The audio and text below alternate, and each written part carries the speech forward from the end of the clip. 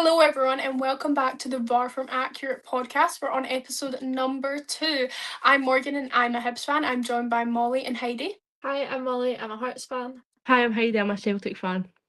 To check out all of our other content, we'll have all of our links to other social medias in our description. So, it's been a fairly interesting week, guys. We've had a lot going on. We've had managers. We've had plenty of results across the board. I think we'll circle on to the managers a little bit later on, but just we'll start off with Tuesday's games from this week. Obviously, we were supposed to have two.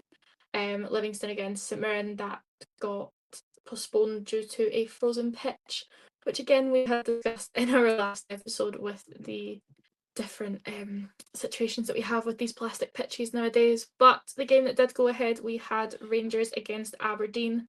Fairly comfortable 2-0 win for Rangers. I don't really think we could have seen it going any other way from there, to be honest. Morgan, did you have anything sort of take away from that at all?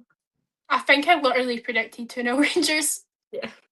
So I'm not shocked. Connor Barron's been on amazing form recently, playing really well, making big impact for Rangers, and he got 2 assists that night. And on FotMob, he was ranked the best player on the pitch, which you're not surprised about. You've heard so much praise about him. But he's actually now injured. I think someone said it could be up to 12 weeks. So that'll be a massive miss for Rangers, especially after the performance he did put in on Tuesday night. But I think it's a positive 3 points for Rangers. And from what I've heard, it was a clinical, really strong performance. Yeah, no, absolutely. That'll be a massive blow for them if that is Connor Barron out for that up to 12 weeks. That's taken us fairly close towards the end of the season by that point. Heidi, did you have anything that you had sort of taken away from that game? Actually watch a bit of the game because there was nothing else on. To be fair, Rangers, I thought they were quite dominant. Aberdeen were not great. Their goalie wasn't great either. I thought Rangers were very dominant. Obviously, as Morgan said, Connor Barron, I think he's been a very, very bright spark for Rangers in that team. A really important role in midfield. And obviously, him injured is not going to help them at all. But to be fair, they were dominant, and I think they deserved the 3 points. Aberdeen lacked nothing in the game. They were not great. So yeah, Absolutely, and I think it takes us on to our first manager sack that we had last weekend. That was covered live on the podcast, this one, and we've this week seen Peter Leven stepping in place of Jimmy Tillene. A little bit of a blow for him coming in his first game, but I think it's definitely there's room for improvement there at Aberdeen, but you wonder if it is sort of maybe get to the end of the season and try and hold out as much as they can just now. I know it's such a weird one. It is sort of a weird time. Aberdeen aren't in a great place. They're not on good form. And I just think the rest of their season's going to be so unpredictable. They need to start getting back to winning ways. And I don't know, the club's got a lot of negativity around them, sacking managers. The fans won't be happy. And it's a tough one. I've even seen a few Aberdeen fans unhappy about the decision to sack him, saying they wanted to see him till the end of the season. So I just think there's going to be a bit of negative energy there, and it's going to be a hard job to do. Yeah, no, absolutely. You're just kind of hoping it's not going to turn into a bit of a hot seat up there at Pittodrie just now. But it was fairly reflective of kind of what we were expecting for that game. We had no further games on Tuesday night. It was straight into this weekend's action after that, and our first game that we will go to is Heidi, your team coming in off the back of sacking Wilfred Nancy earlier on this week, and we have his replacement until the end of the season in Martin O'Neill. That was fairly predictable that was going to come in, but yeah, obviously the way that he started off his last campaign with Celtic when he took over from Brendan Rodgers, that started off with a 4-0 win over Falkirk at that point, and fairly reflective this weekend, 4-0 over Dundee United. What did you make of that game? Well, obviously the sacking, I didn't think the board would sack him, to be fair, because our board's very stingy and stubborn, but they finally made it right and sacked him. I think it was definitely the right call. I know maybe fans would be like, oh, you should maybe give him till January, but nah, I think just sacking him is probably the best decision this club has made, and obviously getting rid of Tidsdale as well. I think it's a big impact. Wilfred Nancy never had it for Celtic. Even after the derby on last Saturday, him walking in the tunnel, it just saw an absolute, he was done. He looked so done, like he just didn't look done. And then obviously I heard the news on Monday afternoon. I was jumping about the house like a loony, but it was the right call. And I think now, and then obviously on the Monday night, I was sitting and a notification came through, Martin Neal back as interim till end of the season. I went, what? I mean, to be fair, they should have just kept him in the first place. I don't understand, like, maybe you're bringing in a manager, fair enough, I do get it. But if they kind of thought, obviously maybe now have known that he would have probably been a bad manager, so you can't really say anything on that anyway. But I think the best decision was just keep O'Neill end of the season and they would have brought a manager in the summer. But now I think having Martin O'Neill's brought a bright spark to us, obviously yesterday, 4-0 against Dundee United. I thought a clinical performance, went back to a back four. I thought it was a lot more flowing, more better football from us.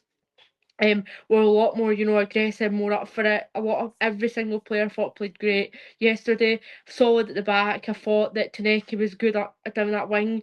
I thought Liam Scales was quite good. I thought Nigrin scoring as well was really good. Yang's probably been our most consistent player. So, and obviously it was good to see Arne Engels getting a goal and hopefully show why he's worth £11 million. But overall, a really, really great performance, especially Kieran Tierney. I thought he was outstanding. But either that, I thought every player in the park showed their part and showed why we should be at least challenging for a title. But no, I thought it was a brilliant, brilliant performance yesterday. Dundee United, they're just all over the place. I don't know what's happening. But then I thought it was a lot tougher game than it was. But to come off my back, obviously a derby defeat, you kind of want it going high, and we did that. So I think now we're in the right place now. Obviously we've got Falkirk away on Wednesday, which it won't be easy game. Falkirk, who are a very, very dominant side this season, obviously in the top six. So we'll see what happens there. But so far now I'm really pleased that we managed to get Nancy out the door, and hopefully now Martin can at least bring success back to Celtic, because I feel like we need that at the minute. I think one really notable thing about comparing Nancy to O'Neill is Nancy really had this mindset of I want to play the football I like, whereas Martin O'Neill has came in with a mindset of I'm doing what's best for Celtic. Nancy, he was so determined to make this free back work because it was what he saw as his style of play. However, when you're being a manager, no matter how passionately you feel about your style of play, to be a good manager, if you have the club's best interest at heart, that'll benefit your managerial career more than making some distinct style. I think he should have went into the mindset of we just need wins, and then after he's in a more secure place, that's when he works on, okay, let's try out new styles. I think he just went in with the wrong mindset of making it his club and not just letting Celtic be Celtic and trying to secure wins. Yeah, no, absolutely. I agree with that there as well. I think that, much like you'd said there as well, Heidi, it was probably the wrong decision to try and get someone in to break that apart, and bringing in Martin O'Neill again's only going to strengthen you further, and I think it makes you more of a side that people don't want to face anymore. But yeah, it's been a good start to his next appearance as Celtic manager, and I think Falkirk on Wednesday might be a bit of a rougher game. They're obviously in fairly good form at the moment, but I think it will still be that. It'll probably still be fairly comfortable for you in the end. Dundee United, on the other hand, they haven't been having a great time. They're sort of sitting mid-table. They're not in a terrible position, but they haven't really been getting many results. Since October, they've got like 2 wins. One of them against Celtic, one of them against Livingston. A lot of draws, a derby loss. It's going to be frustrating for Dundee United fans, but I don't know. I just have a gut feeling that they're going to start to pick up and get points. They're going to be battling for top 6. They're only sitting 7th, so they're not in a bad location, but they're 5 behind Falkirk, and Falkirk do have a game in hand over them, so. Yeah, no, definitely. I think their last run of games has been a little bit off pace from where they usually are. Like you mentioned, there's a lot of draws in there as well, which you take a point over a loss any day, but it's not the most ideal situation to be in. But that covers most of that game, I think. We'll move on to yourself, Morgan. 1-1 against Motherwell. against a very I good have side at the moment. What's your thoughts? Yeah, I mean Motherwell, they're getting hyped so much at the moment, and it's totally deserved. I mean, I've watched glimpses. I watched them against us, but when we went there a couple of weeks ago, we were hopeless. Terrible performance for us. So of course they were going to look good. I'm not trying to belittle their performance, but just how awful we were. It was hard for them not to look good. But seeing them yesterday, it's just so clear how they're worth the hype. I've obviously seen glimpses before this, but sitting and watching Motherwell for the full 90, like giving it my full attention, they're so worth the hype. They're just good at football. But I think Hearts and Rangers, they're the most informed teams. I think they're just really good at getting results. Whereas on the other hand, I think Motherwell are the best at actual football, good at putting in good performances and the most enjoyable football to watch. I've just seen so much negativity. But I feel like some Hibs fans are looking at this, oh, it's Motherwell at home, it should be a win. But this isn't just Motherwell at home. This is one of the best footballing teams in the league, one of the most informed sides in the league, and a team that's playing brilliant football. I've seen so much negativity, and I don't think it was a bad Hibs performance. The first half, I thought we were great. I've seen so much Ellie Johan slack. I thought Ellie Johan put in a great shift in the first half.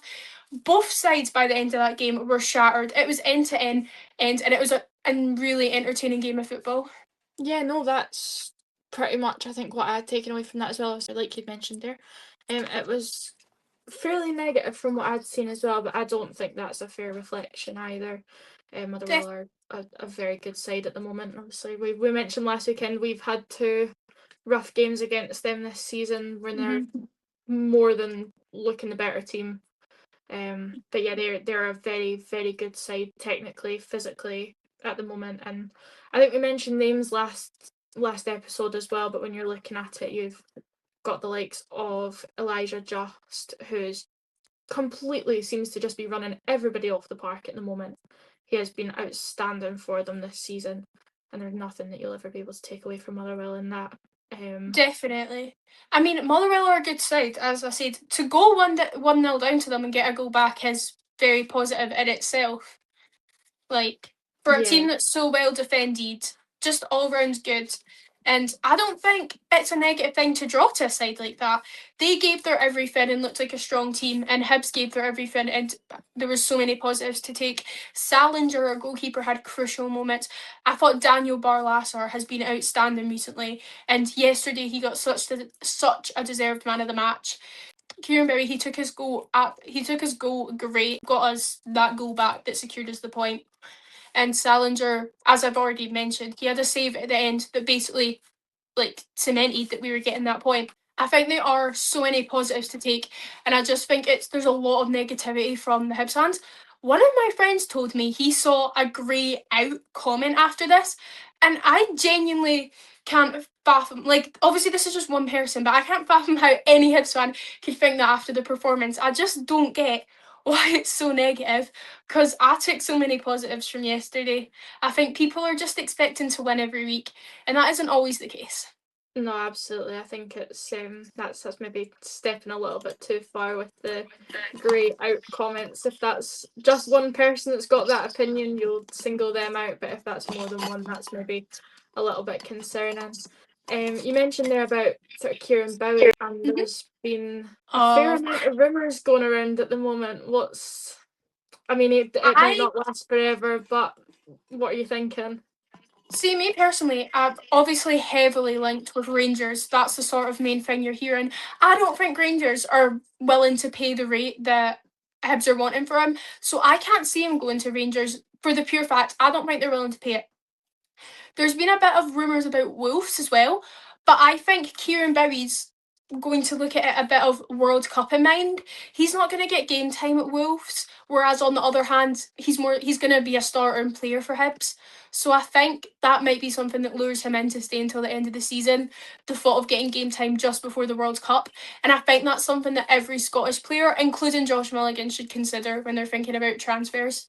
Yeah, no, absolutely. I was just about to move on to Mulligan there as well. He's another one who seems to be a bit of a hot take at Hibs just now. And, I mean, I've personally watched him a couple of times when I watched him when he's played against Dundee and again against Celtic as well. I have to say both times rated him very highly. Even the Derby game, there's absolutely nothing you can take away from him either. you wonder if it is maybe a case of they're a little bit too good for their time just now, and they're maybe headed elsewhere at the end of the summer. I know. It'll be a bit heartbreaking if that happens for yourself, and I can imagine a fair lot of Hibs fans involved there as well. It'll also be very upset about it. I mean, Rangers wanted Mulligan at the start of this season, but that fell through and we managed to swoop in just on time. You never see clubs doing that to the Old Firm. The Old Firm sides are normally doing that to other clubs. So I think from the start, you knew that Mulligan wasn't going to last a long time. We'd be lucky not to lose him in this window, never mind the summer. So I think the priority should be keeping him this window, but I don't see us keeping him in the summer. Bowie, I don't know, I have a bit more optimism about him. I just don't, one, I don't think Rangers would ever pay the fee. And two, I don't think he'd want to move away just before the World Cup because I feel like he is one of those players that do have a good chance of getting in that squad if he keeps up form. Whereas Mulligan has a buyout clause, I'm pretty sure, so that makes it a bit more likely for him to be sold. Yeah, no, absolutely. And moving on to yourself there, Heidi, as well. Did you manage to catch much of that game? Sort of got any input about Hibs against Hibs Motherwell? Motherwell, I didn't really obviously see it, but as I seen, I thought obviously I think it was a fair result because the way the two teams are, both in form. Obviously, Hibs won their last 3 games. Motherwell, who are obviously flying high in the league, there's not much points splitting between them. I actually did predict a draw anyway. I thought it'd be quite intense. I didn't think who would maybe win it. Maybe Motherwell might sneak it, but at the end of the day, I think, in fairness, I think it was a fair result. It's a not bad point for Hibs at all. It's not, because maybe like Hibs fans, but oh, we should have won. But at the end of the day, there's no much points splitting between you. So I think at the end of the day, it's a fair result for Hibs in my opinion. I don't think it's a bad Definitely. result. Like, beating Motherwell is not like easy, not even getting a point off of them. So it's a fair result for me in the end of the day, I think, for both teams. Yeah, definitely. At the kickoff, I would have taken a point in a heartbeat, so no complaints from me, I can't lie. Yeah, no, absolutely. It was very, very fair in my opinion there as well. Well, that will move us on to our next game for the weekend, and we will head through to Paisley for St Mirren against Falkirk. 2-0 in the end to Falkirk. I think, did we have that on the predictions last week? I think we might have taken a draw for that one. Obviously Falkirk in very good form at the moment. Yeah, Falkirk are in very good form at the moment, I think, and obviously we mentioned last weekend John McGlynn's got them playing fairly well through there as well. They've got 3 wins in their last 5 games, including that win against St Mirren. Little bit of a tough time for Stephen Robinson at the moment, I think. He's maybe, I wouldn't go as far to say as he's going to get sacked anytime soon. He's just won the League Cup, but maybe a little bit of a ropey time for St Mirren just now. Is there any opinions from that game? I think Falkirk have been flying at the moment. From what I've heard, it was a dominant performance. They got an absolutely great goal. I don't know which one of the two it was, but I just saw a clip of the goal. I just quickly saw it on TikTok, so I don't even know who scored it. I just thought it was a brilliant goal. I was speaking to one of my friends who's a St Mirren fan. They confirmed that like it was a bit of a schooling for St Mirren from what I've heard. That's coming from a St Mirren fan, so if I'm wrong, like I didn't actually watch a game, but I can agree with the stuff about Robinson. He has won the League Cup, but since then his side's been pretty quiet. They haven't been getting results. They're sitting 10th in the league. Only 4 points separate them from Kilmarnock, and they're 4 points behind Dundee. So they're sort of in between of pushing out and getting dragged in. It's a weird one. I don't know who they have coming up, but I think they have Hearts. Yeah, they've got Hearts on Wednesday night. So yeah, that'll be a really tough game for them for starters, and just nothing's gonna be easy when you're in that state. I don't really know what to expect from them. I think now's a really pivotal time where they can push up or get dragged down. So I think there's going to be a lot of pressure on Robinson to make some correct decisions and get them back into the form to be the strong St Mirren side that we've seen over the past few years. I don't think there's much chance of them even doing a push for top 6. But at this point, you just want to limitize the risk of being dragged down to the relegation zone and maybe push up, get some teams lower than you and have a bit of security. Absolutely, they've got 1 win in their last 5 games and 1 draw, which came against Kilmarnock there as well. I think it is a bit of a sticky situation for for St Mirren at the moment, and it was that kind of case you don't want to get dragged down at all. Heidi, what was your takes from that? St Mirren, I think they've been, don't know what's happened to them. Obviously after the cup final, winning the Scottish League Cup, they were on a high, flying. The next minute they seem to be dropping down. Like, obviously I know they picked up a win against Livingston. They had a 0-0 draw with Kelly, and then obviously got beat yesterday. I think they've been really quite poor, St Mirren, and they're not far off obviously Kilmarnock, and I think they were like 8 points in front of Livingston. So as I said before, I think they won't get dragged into relegation. I see them doing all right, but right now, like, a lot of fans are like, maybe we could be dragged in there. But I think they have got a few injury concerns. I'm sure a few of their like main players are out. But at the end of the day, I think, imagine flying in a high fare cup and then just dropping down. It's like, I thought honestly they'd be another contender for top 6, but it's no seem to happen. I think they'll be staying in league. I don't see them no go down. I don't see them going down. But in terms of like obviously after the cup final, they thought, oh, maybe like they'll go on a high. They'll try and pick up in the league, and they've just not done that. I don't know really what's happening with them. Maybe obviously they need signings and stuff, but it's been quite a poor start after the cup final for St Mirren, but hopefully maybe they'll start picking up again. Yeah, I don't think St Mirren will get relegated, but I just don't think you can write off the possibility. Mm-hmm. Yeah, and I think the fall off from the cup, we've seen it happen before. It's fairly similar to the Aberdeen situation as well. We've seen them in the Scottish Cup at the end of last season, and it's just not picked back up for them again going forwards into this season. And I mean, we're into January now, and you look at the league situation that we've got going on there just now. Mentioning there with St Mirren being in 10th, they're 4 points off of Kilmarnock in 11th, but they're also only 8 points off of Livingston in 12th. It's not unheard of for that to switch around in Scottish football. Everything's unpredictable and anything can happen. So you never really know which way it's going to go. But I'm a bit like yourself there, Morgan. I can't kind of see them getting relegated, but you can't write it off at all. And that nicely moves us on to that second sort of close battle at the bottom that we've got going on just now. We had Livingston against Kilmarnock this weekend as well. 1-1 draw for that game there. That was fairly predictable. I think that's not the biggest shock of the weekend by any means. Livingston, like we mentioned, sitting 12th in the league on 10 points for the season, and Kilmarnock in 11th on 14. Kilmarnock bringing in a new manager this week as well, in Neil McCann, which was not on the scorecards of what we had in predictions last week. We had it all set down as it is Robbie Neilson and Robbie Neilson only. And look where that was too. I know, I mean, my dad was really shocked as well, because he was like, every Scottish football fan was so convinced it was going to be Neilson. It was all you were hearing everywhere. But I don't know. We'll see how it goes. I mean, it's just so hard to predict how a new manager is going to do. Absolutely, you can't write him off. And although his last full managerial term was with Dundee back in 2019, and I'm sure he took them under that season, which isn't a great stat coming back into the Premiership. But like we say, it's unpredictable and nothing's ever unheard of. So there's been weirder things to happen.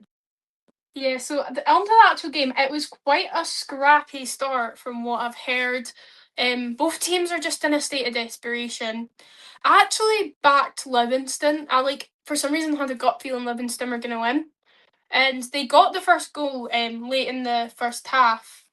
I saw they made a sub after 10 minutes because one of their players got a yellow and they subbed them off in the 10th minute. So that's interesting. Kilmarnock do well to get a goal back in an important game. I think it was a slightly more positive performance from what they've been seeing. Obviously, last week they lost 3-1 to Hibs, but I don't think they were terrible. I think they did show a bit of fight even against us.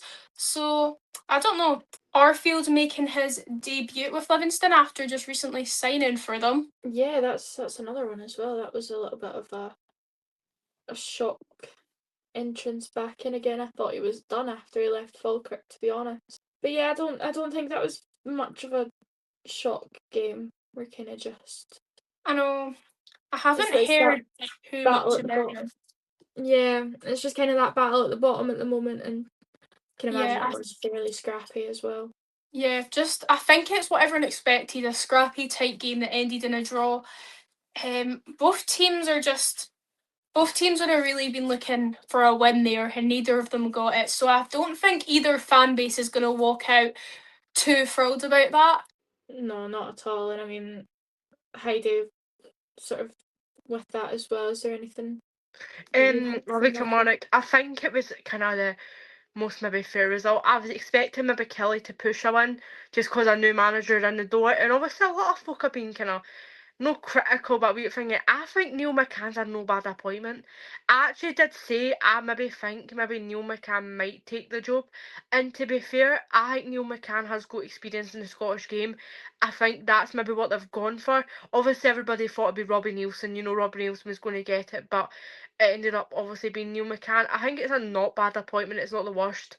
I think they obviously he knows the Scottish game. He knows what he's on about. I think the game yesterday. I think now Kilmarnock really need to push on now. I'm not sure who they've got next, but obviously whoever they've got, it's going to be a tough game regardless. And they'll obviously have to try and push to try and stay in the league, or they could be in a hunt for a relegation. But hopefully now they've got a new man in the door and they can sort things out. In terms of Livingston, I think they're going down for me. I just think some's lacked with them this season. Like they haven't won in 19, 20 games. And obviously, like, loads of folk are saying, why is David Martindale still in a job? Like, how is he not sacked when literally you see, obviously, there's two sackings, like, the other week, obviously, Wilfred Nancy on Monday, then Sunday night was obviously Jimmy Tilleen. Like, obviously, you know, like, is David Martindale maybe got the safest job in Scottish football? But obviously, I think as well, like, Livy signing Scott Arfield. To be fair, I thought Scott Arfield would have probably just stayed at Falkirk and done his career at Falkirk, but obviously that's one of the cases at Livingston. I think it's like a 6-month thing to the end of the season, I'm sure. But end of the day, I think a point a piece is not bad for the two of them. But I think now, if the two of them are what to stay in this league, especially maybe Livy or even Kilmarnock, I think now we need to push on and pick up points, or maybe they could be struggling down near the bottom. Yeah, definitely. Both teams need major change, but it's hard to see it happening. I just still.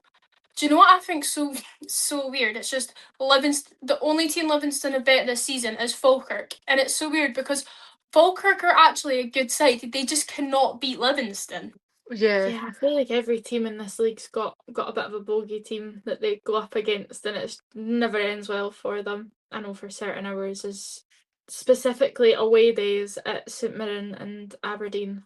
It never ends St well for Mirren us. is a common one. The Semiza is a tough place to go, which makes St Mirren's form a bit more like surprising because, I mean, going to the Semiza and getting a win isn't an easy quest. No, absolutely not. Yeah. Absolutely not. And I know you've mentioned there, Heidi, sort of looking at Kilmarnock's next games as well. It's not looking great for them. Their next game in the Premiership, so they take on Dundee next weekend in the Scottish Cup, which that'll be maybe a bit of a tough game for them. It is at home, but still, with recent form, not ideal. Yeah. Their next game after that, however, is Motherwell away. Wow. That is a tough game. Very, very tough. That's a tough game. Their full next run is for the next 5 Premiership games. They've got Motherwell away, Aberdeen at home, Rangers away, St Mirren at home, and Celtic at home. That is brutal, actually. That's not the lineup you want to see. No, absolutely not. Absolutely not. They've got loads of tough games still to go. It's going to be hard for them to find any sort of momentum to push out to that 11th place. Definitely. Yeah, absolutely. I think the structure of the games as well it's rough, the way that they've got those games played out. I think if they're a little bit sort of closer together rather than where they are, they seem to play teams fairly quickly in succession as well. But it's going to be tough for them. Definitely. Yeah, definitely. So that kind of covers our games from yesterday then. We move on to today's fixtures, which is the Sunday games, the 11th of January. And the first game that we will cover is Dundee against Hearts. Molly, I know you have a lot to say, so yeah, I know. Take the stage, girl.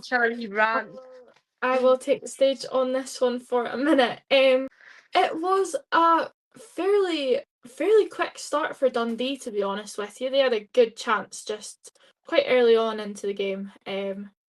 Header that came in, saved by Alexander Schwolov, who has been an absolute hero for us recently. However, in 46 minutes this happened in, he got shown red.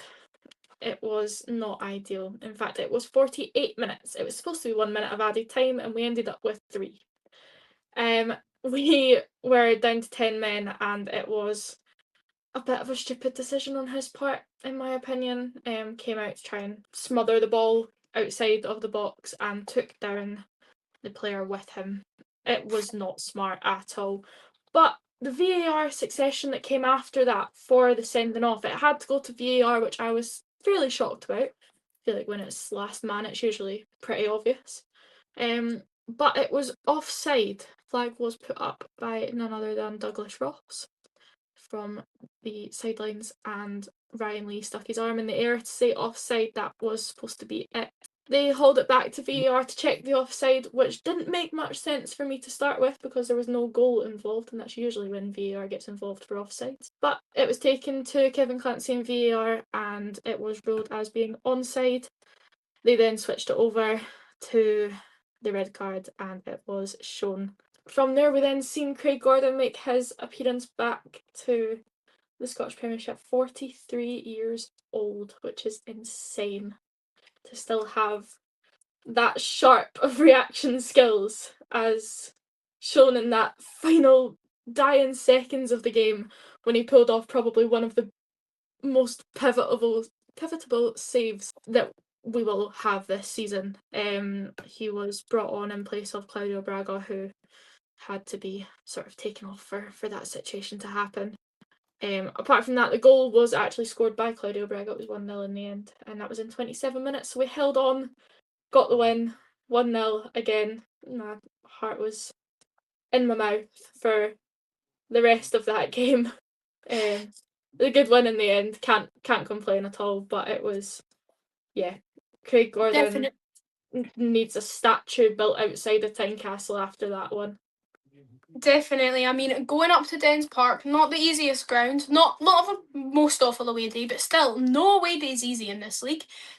And going there and being down to 10 men for a whole half and staying out a 1-0 win, that is a lot of fight, and it kind of reflects why you're top of the league. You're holding out your narrow margins when you're goal up, you're holding on to this lead and seeing out a result like that. It is it's a real positive for Hearts, the fact that they've got it in them to hold this out. Craig Gordon, I mean, I'm really glad.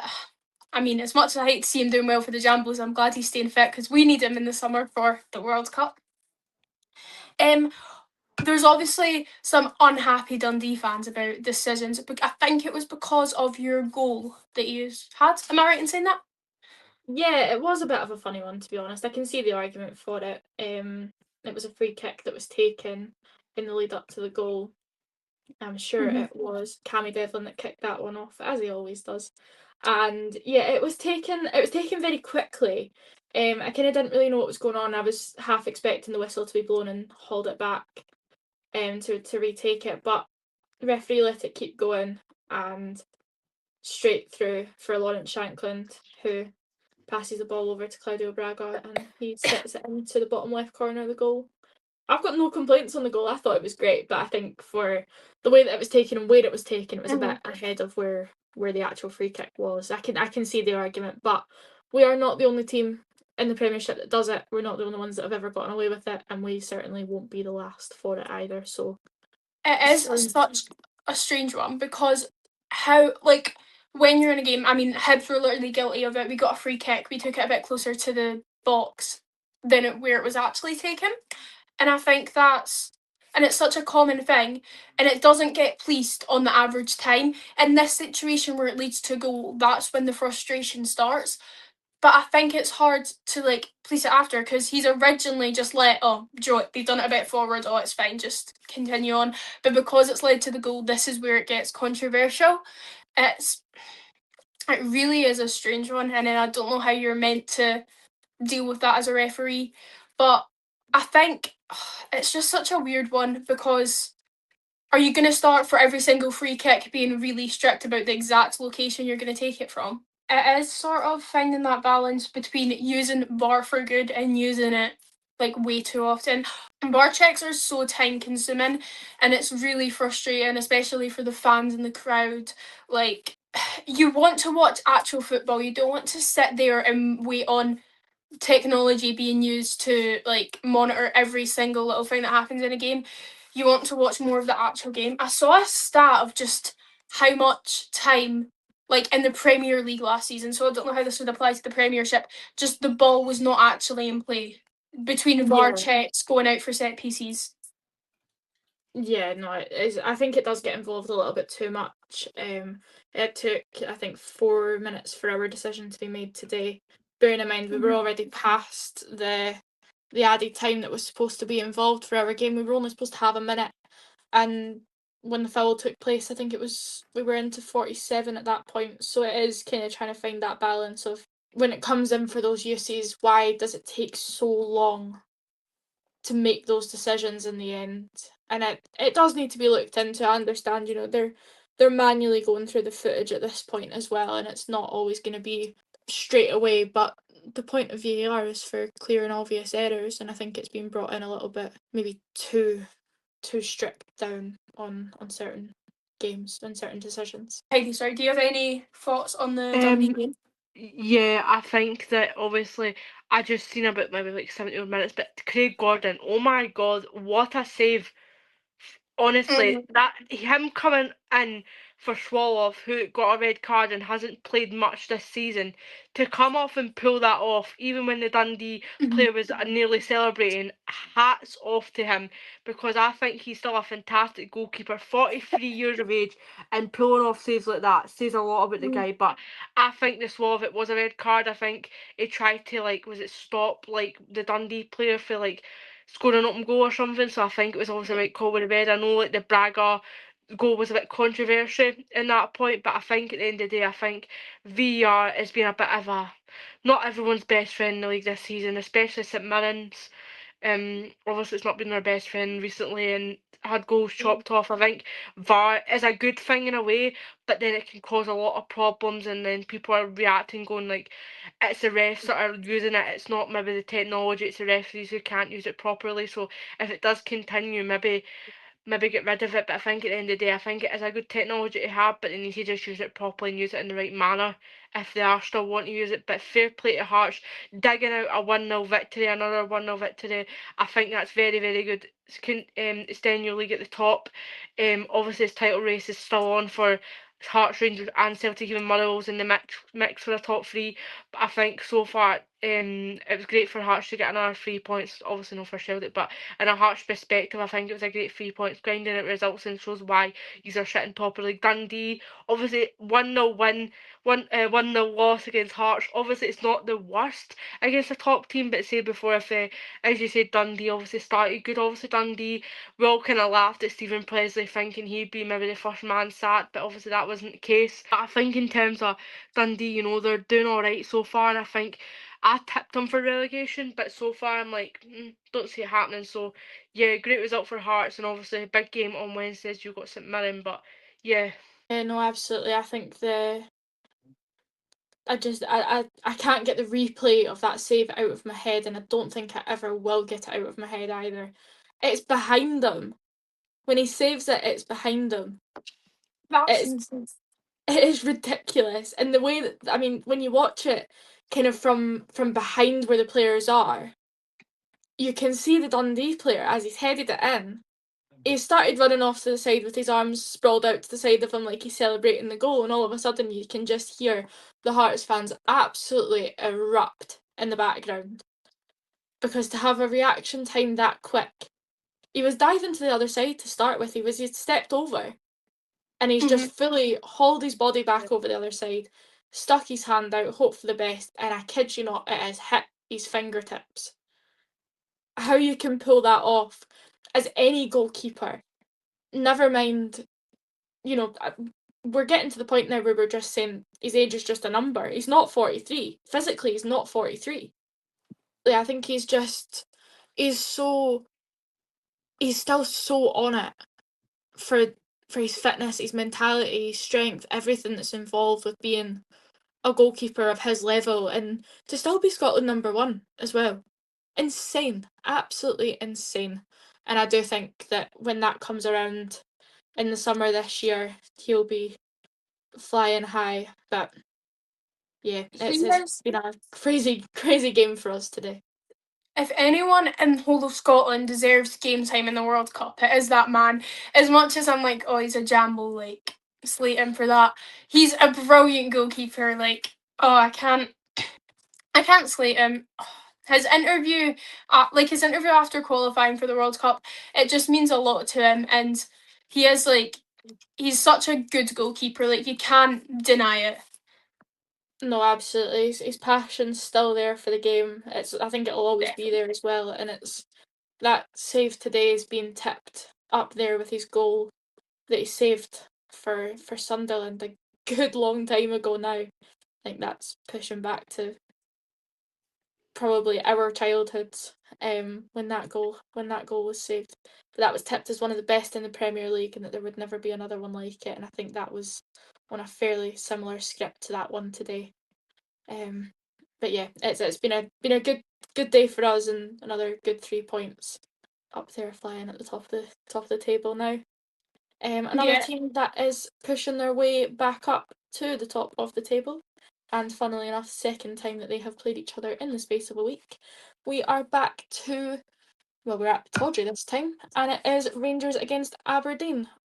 Finished just before we started this today, and it was 2-0 again.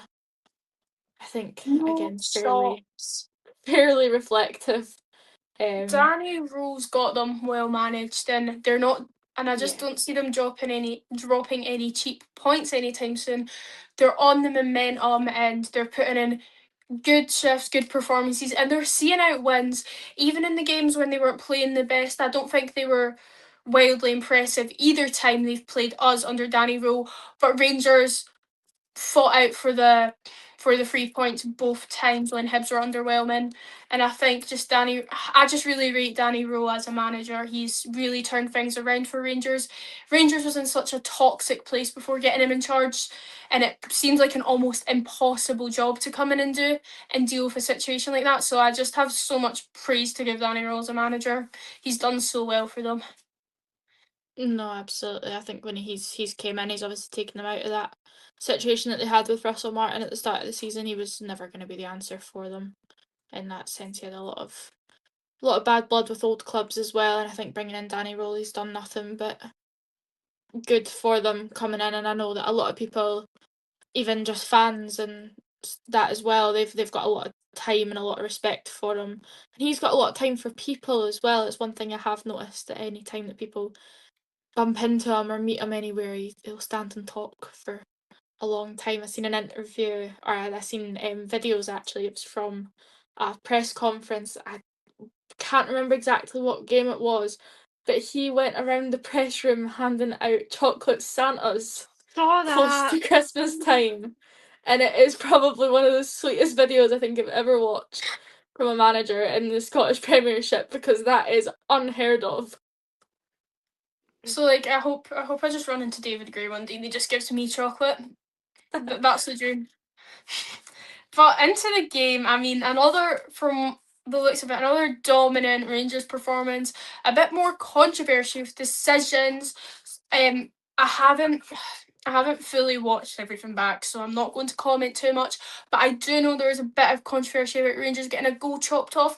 However, you're looking at the result; it didn't affect anything today, but. So I don't think Rangers fans are going to be too upset about it, considering that they got the 2-0 victory. Absolutely, I think that it is fairly reflective of the performance from Tuesday as well. Not too much has changed.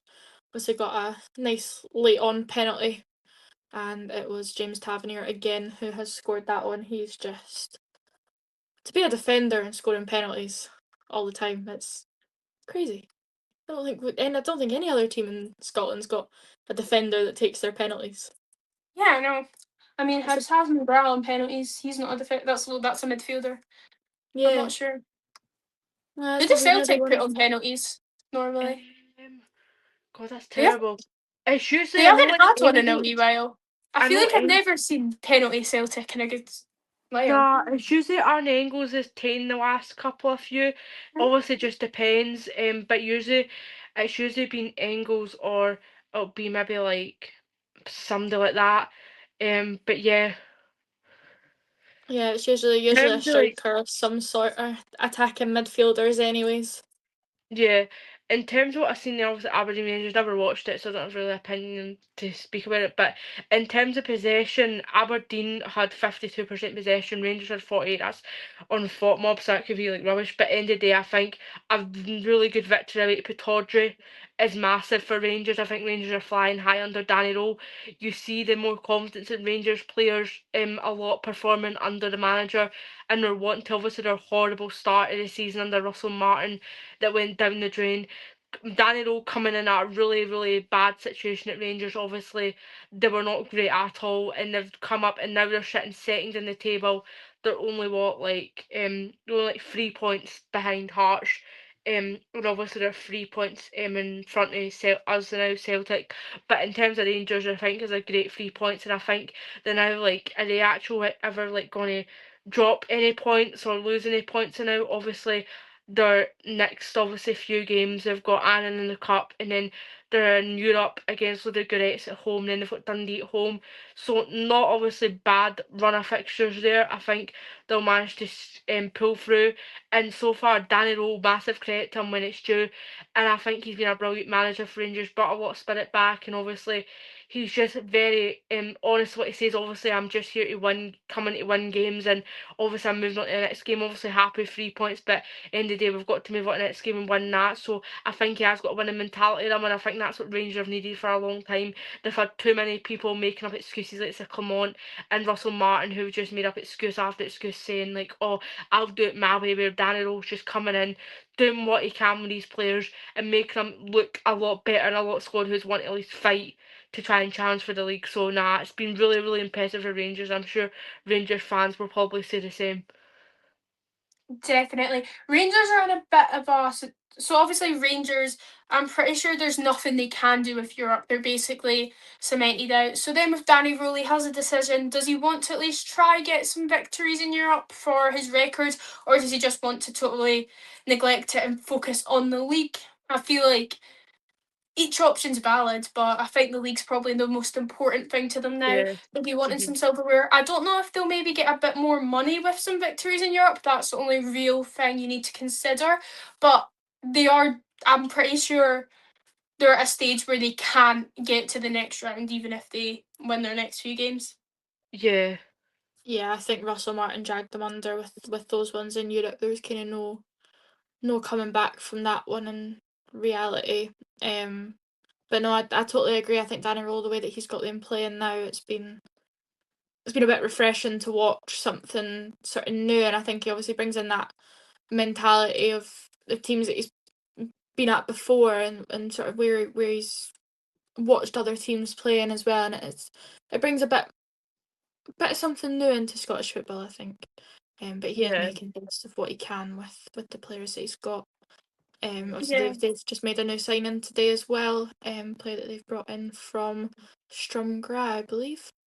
Yeah. Somewhere around the mark of 3 or 4 million, which seems to be his first major input into this side. So it'll be interesting to see how that will play out for them as well. Yeah, definitely. But I don't know.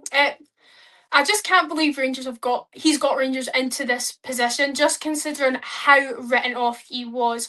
I mean, you as a Hearts fan, when all the early title talk was going on, most Hearts fans were saying, oh, it's between us and Celtic, Rangers are so far out of it.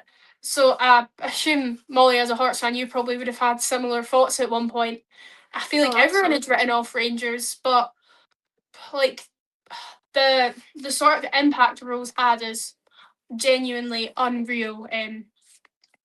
So it's definitely making the league very interesting between the three teams. Yeah, no, absolutely. I was definitely one of those ones that said they'll not catch up now, and I really didn't think it was going to be possible for them. But he's brought them back into it, and there's no taking that away from him at all. I think we've mentioned it plenty of times already. The way he's got them playing, it's just been a lot different to how it was previously. But they've fought their way back up. They seem to have done it very quietly, because I think when I last looked at the table, they were maybe sitting about 6th, and then all of a sudden someone turns around to me last week and goes, "Oh yeah, they're 3rd," and I was like, "How? What?" So they've kind of just appeared out of nowhere. But I don't know if that says anything for them or my lack of checking the table. I mean, if we want to look forward to the upcoming games, there's some midweek action. The Falkirk Stadium, Falkirk are taking on Celtic, and at Tynecastle, Hearts are taking on St Mirren. We'll start with the Celtic game. Heidi, what are you thinking for that?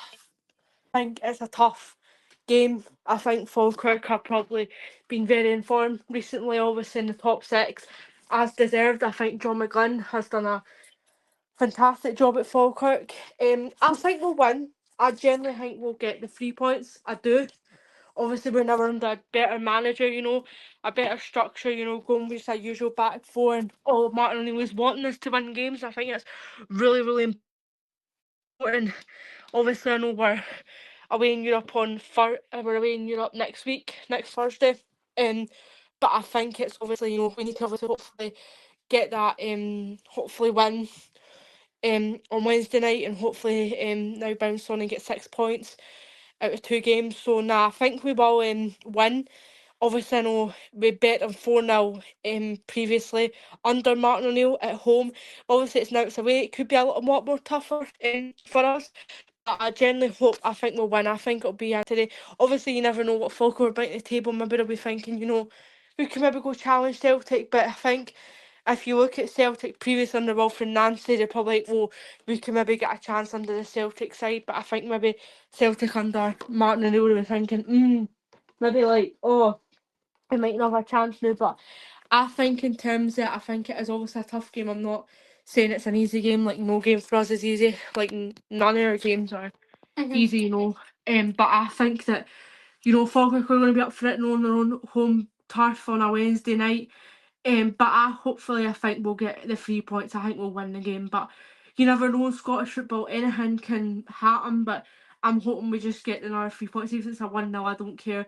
As long as it's a win, that's all I'm bored about at this stage of the season, is getting 3 points and getting over the line.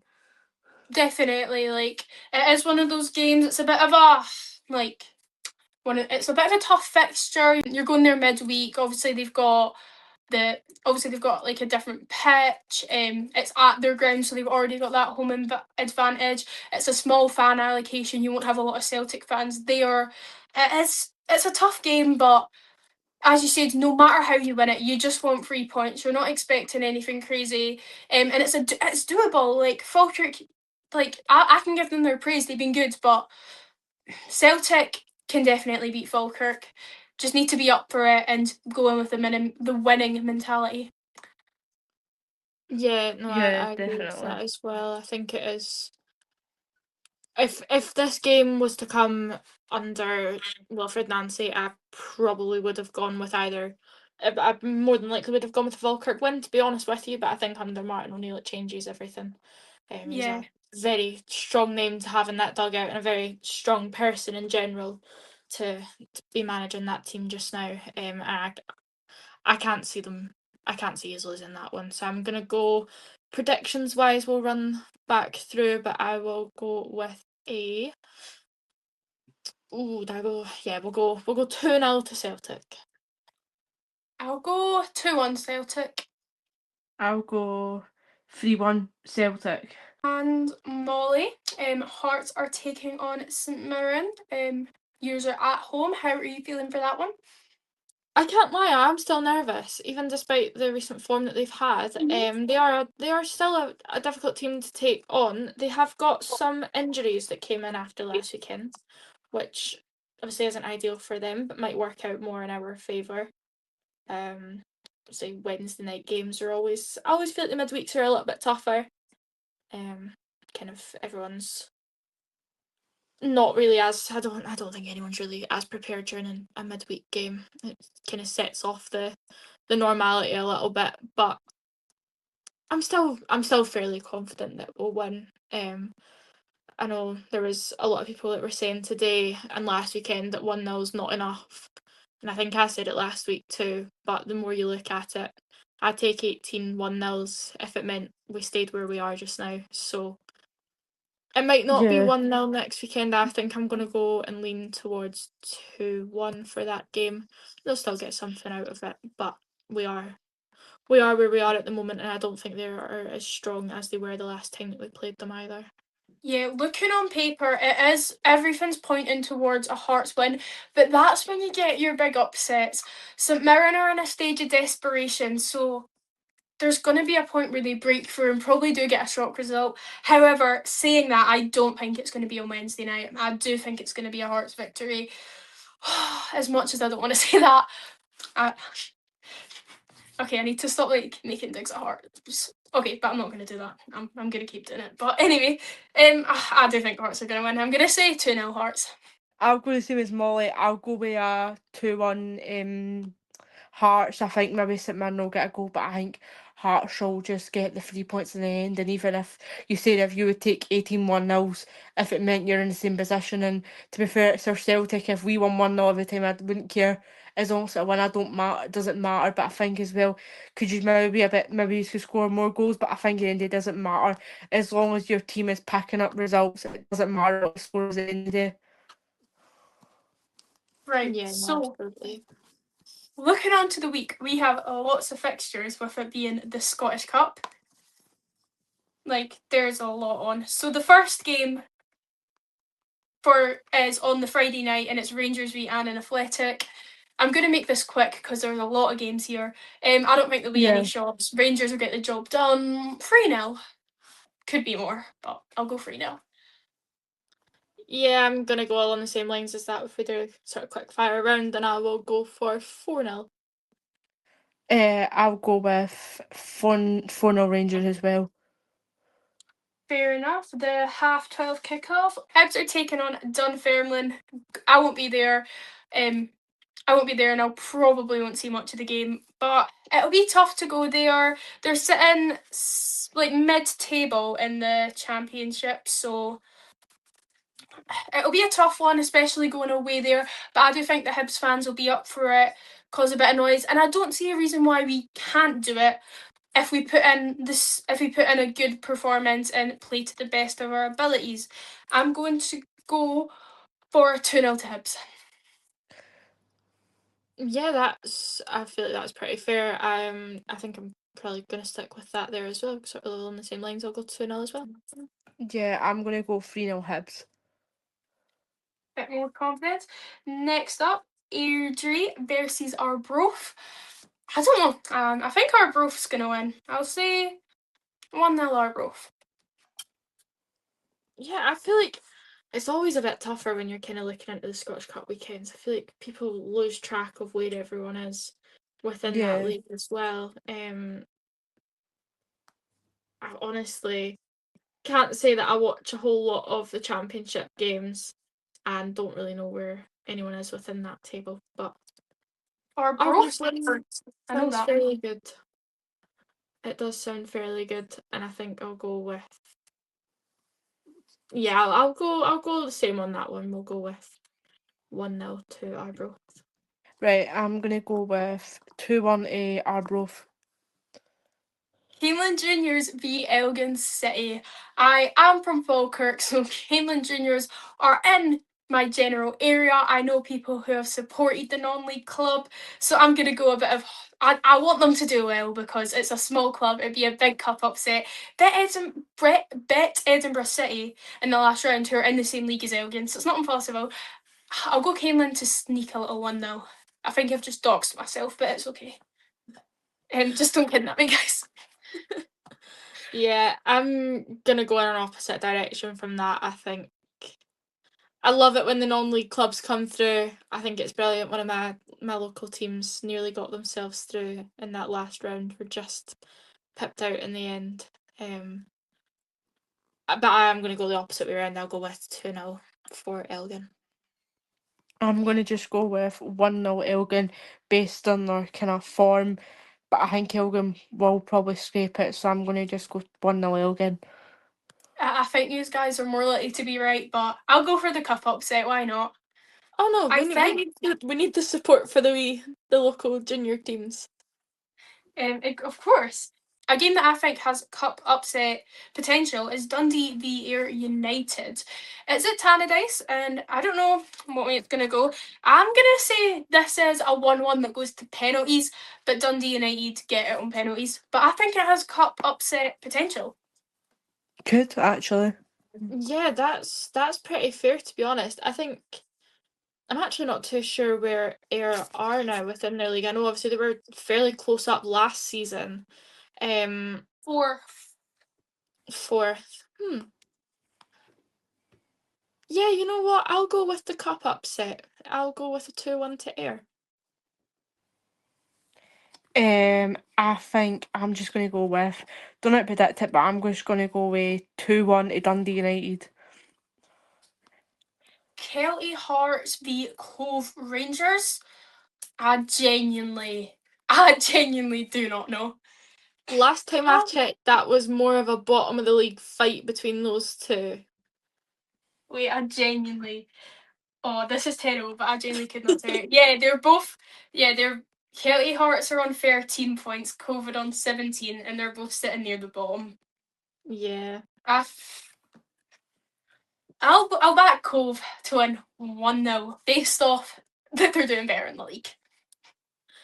I'll stick with the Maroon teams for this one. I'm going to go with 1-0 for Kelty. I'm going to go with 1-0 Cove as well. I think they'll just sneak it just based on their points, as Morgan said. Kilmarnock v Dundee. I think Dundee's going to do the job here. 2-0 Dundee. Yeah, exactly. Smack bang where I'm going with that one as well. 2-0 Dundee. I'm going to go with 2-1 Dundee. I think maybe Kelly will sneak a goal, but I think Dundee will just edge it and win the game for me. Livingston v St Mirren. Maybe St Mirren will get back to winning games now that they're back in a cup competition. Maybe this will be their waking point. They hear the word cup and they're like, oh wait, we need to win. Nah, but jokes aside, this is a good chance for St Mirren to build a bit, start to build momentum, get a positive result here, and then continue with a bit of positivity. Obviously, going away to Livingston, being away makes it a bit harder, but it's definitely a winnable game. And I'll go for 3-1 to St Mirren. Ooh, bold. I'm maybe not going as far out as that, although same difference in goals, I suppose. I'm going to go with 2-1 for St Mirren. I can't see Livingston clawing much back at the moment. I'm actually going to go with 1-0 Livingston. I don't know why. I just honestly think, I don't know. I just think there'll be a wee bit of an upset for St Mirren. I'm going to go 1-0 Livingston, and I'm probably going to get killed for that. But No, you know but what? I feel It's like fine. you just sometimes get gut feelings and you just have to say it. I know. No, I see, in the Dundee derby, I just had such a gut feeling that Dundee were gonna win, even though it looked like Dundee United were more expected to win. Yeah, no, I've seen that prediction as well, actually. And to be fair, when I seen it, I had a wee bit of a giggle. I thought, nah, can't see that happening. And then it happened. So I think we've said it about 4 or 5 times now. Weirder things have happened. And the Scottish leagues are very unpredictable. Motherwell v Ross County. Ross County on a major downer. Motherwell flying. I'm gonna back Ross County. No, I'm kidding. Motherwell 3-0. 3-0. Yeah, this could be a few. I'm gonna go 4. I'll just go with a wee 2-0 to Motherwell. Partick Thistle v Montrose. I don't know. I'm gonna back Montrose. I don't know why.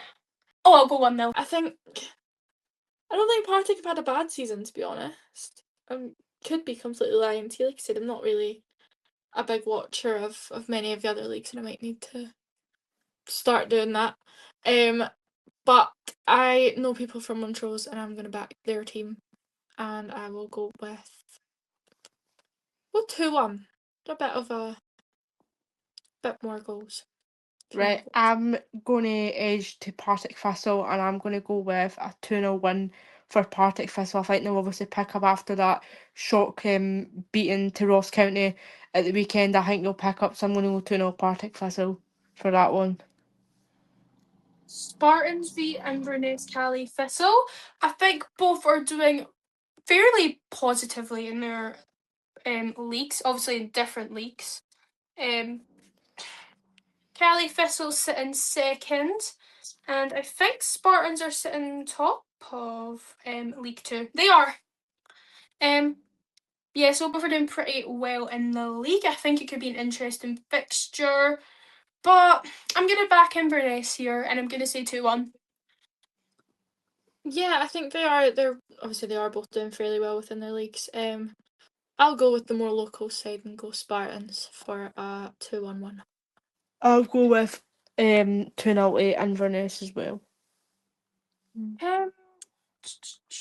Stenhousemuir versus Greenock Morton. Stenny's had a great League One campaign so far, and particularly their home form is really strong, and it is at home for them. So I actually think I'm going to back Stenny here, and I'll go for a high scoring game because I feel like I've been going. Actually, no, I haven't been going that low for the scores. I said 3-1 like 2 games ago, but I'm going to go 3-2. Ooh, a lot of goals for that one. Yeah, I think there's always potential for different things to happen within these games, and you've got to take a bit of a chance on them. But I don't know. It's one of the tougher games, I think. I'm gonna go with a Morton 2-0 win. I'm going to go with a 1-0 Stenhousemuir win. Stranraer versus Queen's Park. All I can think about when I hear Stranraer is the lyric in Cap in Hand when they go on about Stranraer. Does that have anything to do with the football? Not particularly. But I think Queen's Park's gonna win. So Yeah. I'll go 2-0 Queen's Park.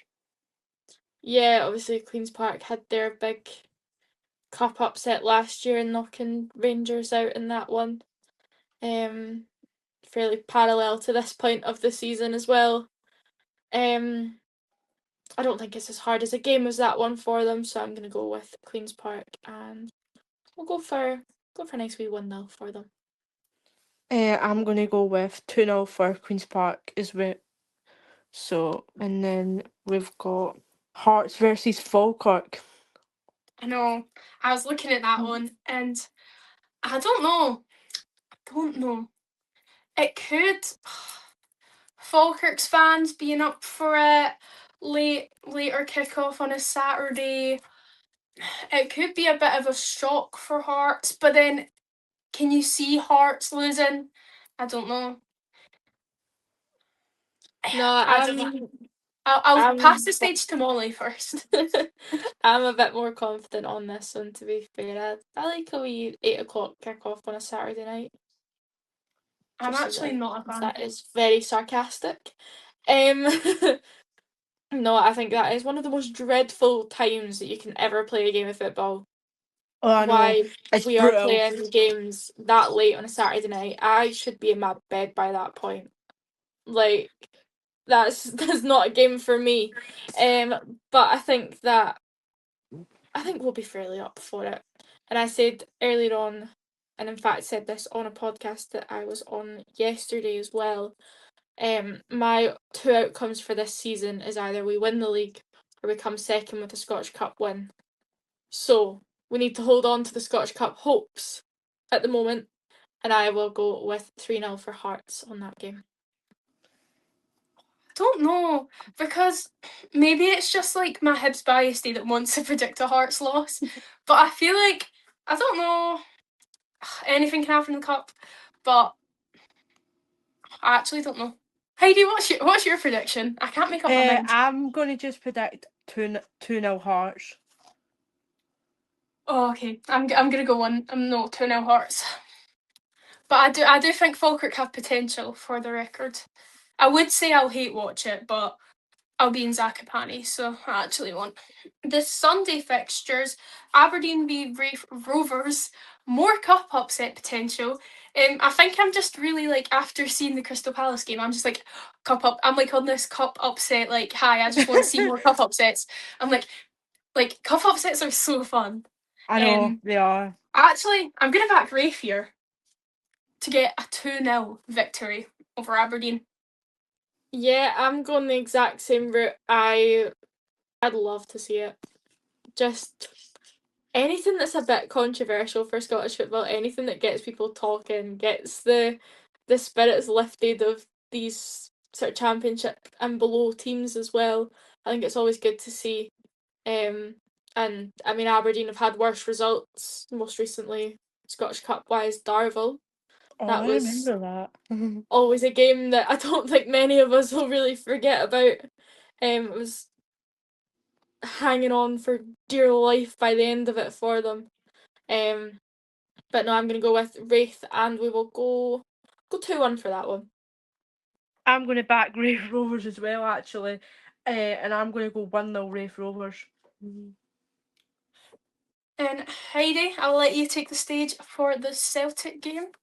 Auchinleck Talbot, obviously, I think it's been played at Rugby Park, I think. I'm not sure though.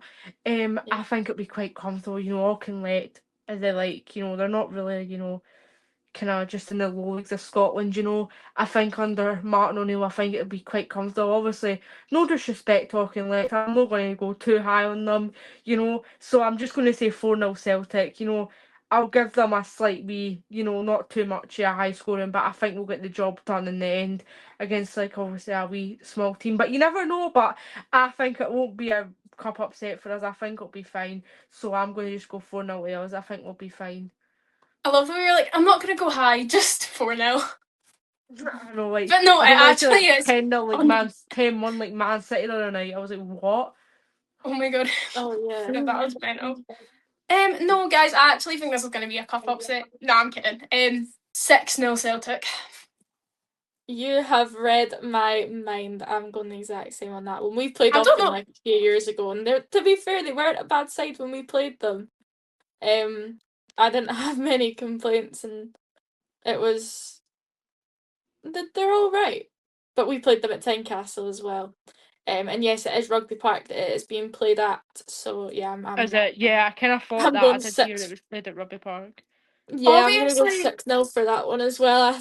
I can't see much 6-0. else happening. Wow. obviously, for that club, they're not gonna go in with a lot of optimism. But I think it is a great chance for, like, a great opportunity for the club to make some money and a great experience for some of the fans. Yeah, 100%. Absolutely. And I think, is there any other points we want to touch on? Obviously, I have heard a wee bit of something that Celtic are after Kieran Bibby. I don't know how true that is. We're after 2 players. I can't even remember our players. It was like a midfielder. It's like, yeah, that's his name. How is he in terms of a player? Has he ever really played for yous, or Yeah. has ever started? Yeah, he's had his moments. He hasn't started too much.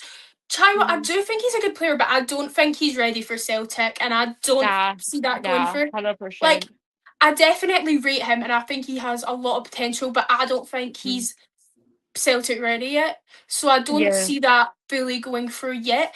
I could see you maybe keeping an eye on him, seeing how he develops at Hibs, but I don't think I don't think he's at the level where yous will really be going after it. I can't see that.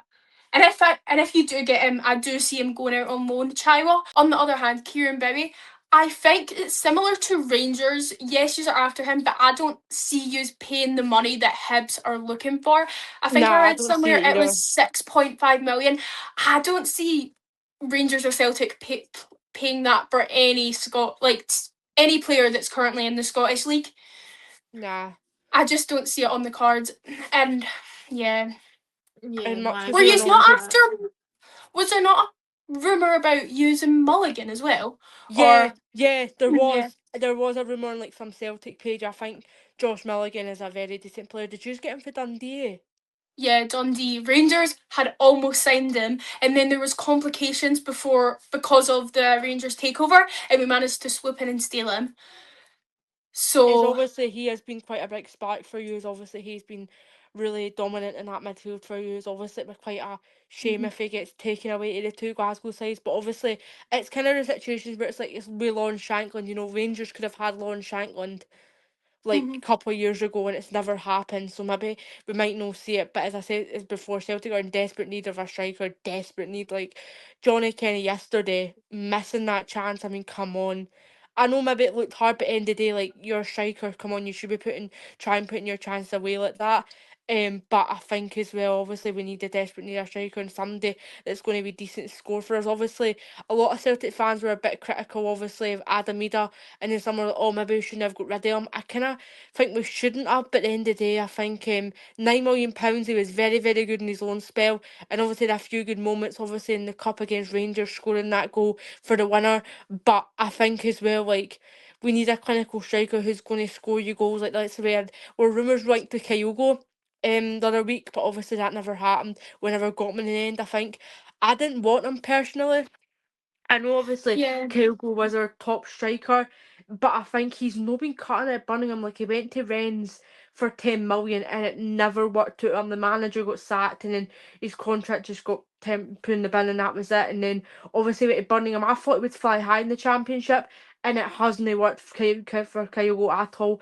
I don't want an ex-player back. I think we've seen too many of Celtic bringing ex-players, ex-manager. Like we're going backwards. I think now we need to try and go more forwards and try and go with something else. So we'll obviously see what happens next coming days, but I hope we have some players in by the end of this window. But I don't see us bringing in and much for it. I hope the players you bring in are not Hibs players. I know. I seen somewhere Literally. that someone had written. No, obviously, before I say this, please, anyone that's listening to this, understand this is a joke. But I had seen somewhere that I'm sure it must have been a Celtic fan that wrote it. But in terms of getting in Kieran Bowie, they said that Celtic would offer something along the lines of two bags of glass bottles and Johnny Kenny. So would you take that as the offer, Morgan? No, no. Literally, we'd literally offer like 1 pence, and Yeah. I like literally we're that stingy. It's bad. It's really, really bad. No, Was I there not can't see like it a rumor happening. that was there not a rumor you tried to get him for like 700k at the start of the season? Oh my god. That's on Probably. the verge of insulting. That's embarrassing. That's like transfers that happened 20 years ago. That money, not new. That's I know. ridiculous. Obviously, these are all rumours. There's nothing factual about any of the transfer news until it's officially signed. All of this is alleged. The 6.5 million is alleged. The 700k we apparently got offered is all alleged. Like for the record, but if that's true, that is mental. But I know. I don't know. Transfers are so hard to predict. I know. No, 100%. You never know where they're gonna actually end up going. Thank you so much for listening to VAR From Accurate. As I said at the beginning, we all make Scottish football content over on our social medias, so we encourage you to all check that out. Next week, we potentially will have a different guest on as I am away on holiday, so you'll be joined by these two and hopefully an exciting guest. So we hope to see you next week for our next episode. Yeah, it's been a pleasure as So always, guys. Thank you so much. yeah, it's been great to obviously be on and chat, and obviously whoever the next guest is we have is going to be great as well. But yeah, it's been a pleasure. So bye. Bye bye. Bye.